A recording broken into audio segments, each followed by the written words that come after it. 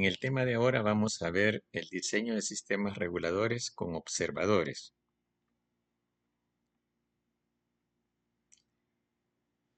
Primeramente vamos a hablar sobre esto de la observación.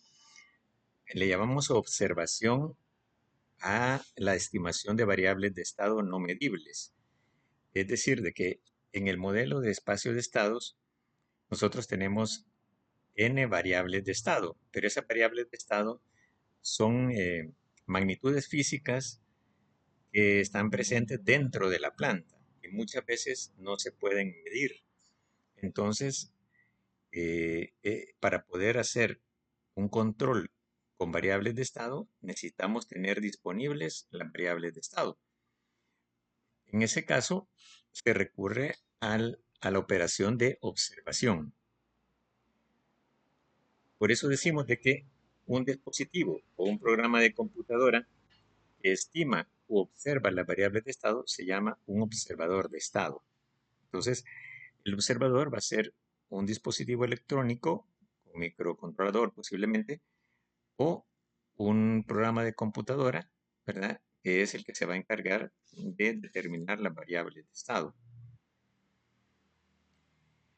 De ahí tenemos varias definiciones.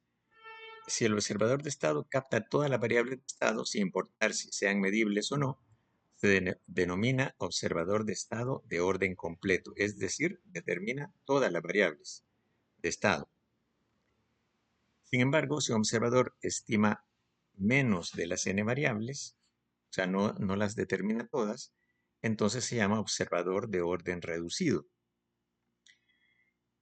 Y si el observador se encarga simplemente de determinar las variables que no son medibles, entonces se llama observador de orden mínimo. Es decir, observa únicamente aquellas que no son medibles.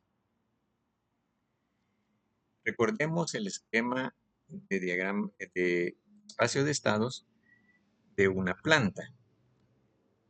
Veíamos de que el espacio de estados se modela por medio de 4 matrices, A, B, C y D. Entonces, en este esquema vemos cómo se interrelacionan dichas matrices, vemos cómo internamente tenemos las variables de estado, acá también tenemos las derivadas de dichas variables, y cómo las matrices interactúan, ¿verdad? Interactúan desde la entrada de la variable controladora, cómo interactúan, ¿verdad? Hasta obtener la salida del sistema. Entonces, si tomamos D igual a 0, entonces las ecuaciones de estado de la planta son estas ya conocidas que habíamos visto en clases anteriores.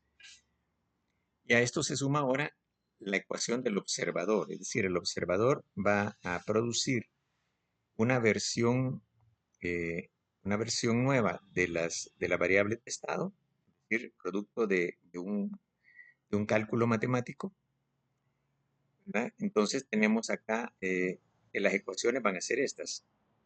Aquí tenemos la X eh, con este símbolo acá para diferenciarlo de la X real de la planta, ¿verdad? Entonces tendríamos acá donde AE sería eh, una matriz de realimentación de ganancia del observador que aplicaría a la diferencia que hay entre la salida real de la planta y la salida del observador.